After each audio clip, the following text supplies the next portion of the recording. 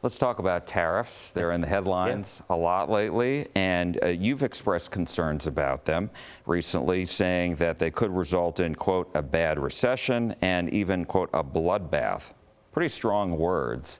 So talk to me about that. Well, Jack, I think we face a fork in the road, and there are two different paths we can go down, one of which is very, very good, and one of which is very, very bad. The good path, I think President Trump has a moment where he's got extraordinary leverage. Leverage because of the tariffs that he's announced to negotiate and secure much lower tariffs from our trading partners around the world.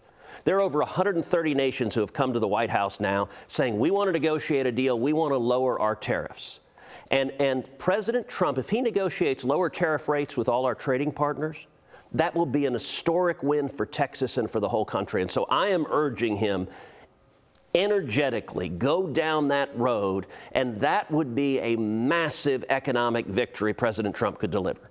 There's another path, and the other path, and there are some in the administration who advocate this, the other path is high tariffs forever, in perpetuity, high American tariffs and high retaliatory tariffs from our trading partners. That outcome, that path would be a disaster. That would be bad for Texas, bad for America. And so what I'm urging the president is go down path number one, don't go down path number two. And how do you think he's leaning? Because lately, even yesterday, he said it seems like he's going to retreat even on the China tariffs. Yeah.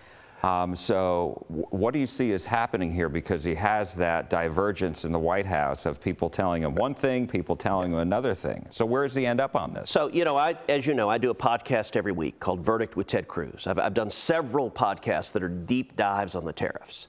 And there was one where I described that President Trump, on this issue of tariffs, he has angels and demons on his shoulders, pulling him in both directions, because there are prominent voices in his administration on both sides. So Elon Musk is one of the angels. Elon has been arguing for lower tariffs, use this to open up markets, because American companies, American producers can win all over the world if we open up markets.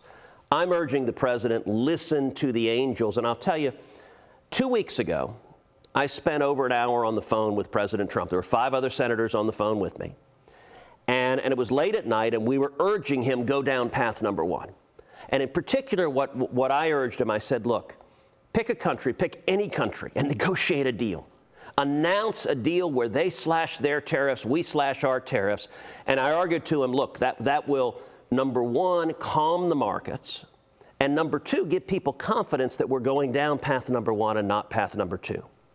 Now, that call lasted past midnight on Tuesday night 2 weeks ago. And I got to say, it was a pretty chippy call. He was arguing back. It was when you have a policy disagreement with the president, he swings back at you. I spend a lot of time with President Trump talking about this and other issues. At the end of the call, we weren't sure how it went, but 12 hours later, at noon on Wednesday, President Trump announced the pause where he halted the tariffs on every country except for China. That was a massive victory. I saw President Trump the next night. I saw him on Thursday for a bill signing. He was signing into law legislation that I had authored, legislation benefiting cryptocurrency and Bitcoin. The Biden administration had put in place IRS rules attacking cryptocurrency, and I authored legislation repealing that. So I was in the Oval Office for the bill signing, and the president was in a fabulous mood. And I told him, I said, Mr. President, you just produced the single greatest one-day increase in the stock market in the history of the country. When he announced the pause, the stock market took off. So I'm going to do everything I can to continue to encourage him. Use the leverage you have. And to be clear, look, the president is absolutely right.